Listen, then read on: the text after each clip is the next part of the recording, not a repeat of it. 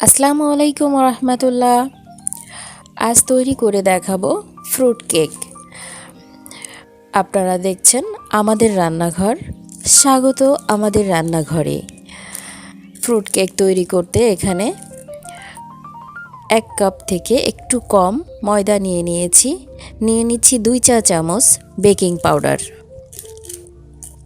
আরও লাগছে 2 টেবিল চামচ কর্নফ্লাওয়ার। কর্নফ্লাওয়ারটা কেকটাকে নরম করতে সাহায্য করে। এটাকে ভালোভাবে চেলে নিয়ে অন্য পাত্রে আমি 2টা ডিম ভেঙে নিচ্ছি এবং ডিমটাকে বিট করে নিব। সামান্য ফোম ভাব আসলে আমি এখানে 1/2 কাপ চিনি দিয়ে নিব অল্প অল্প করে। 2-3 ধাপে দিয়ে ডিমের ম্যারাংটা তৈরি করে নিব। এ পর্যায়ে চিনি দেওয়া শেষ। এখানে 1/4 কাপ রান্নার রেগুলার তেল দিয়ে নিচ্ছি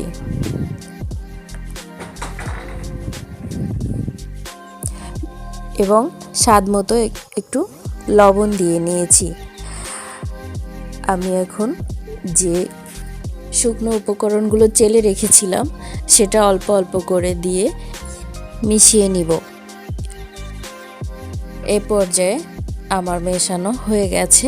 এখানে কিছু ফ্রুটস রেখেছি, বাদাম, চীনা বাদাম, আলমন্ড, কিচমিচ এবং খেজুর কুচি করে নিয়েছি।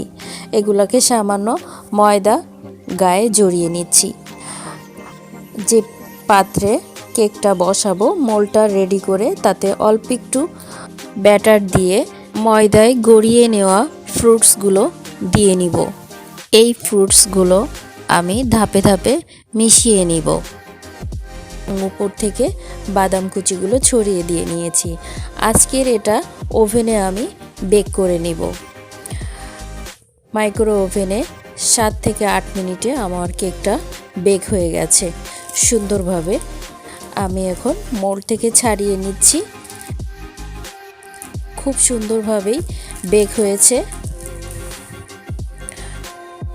কেটে দেখাচ্ছি কতটা সুন্দর হয়েছে ভেতরটা। দেখতেই অনেক সুন্দর লাগছে।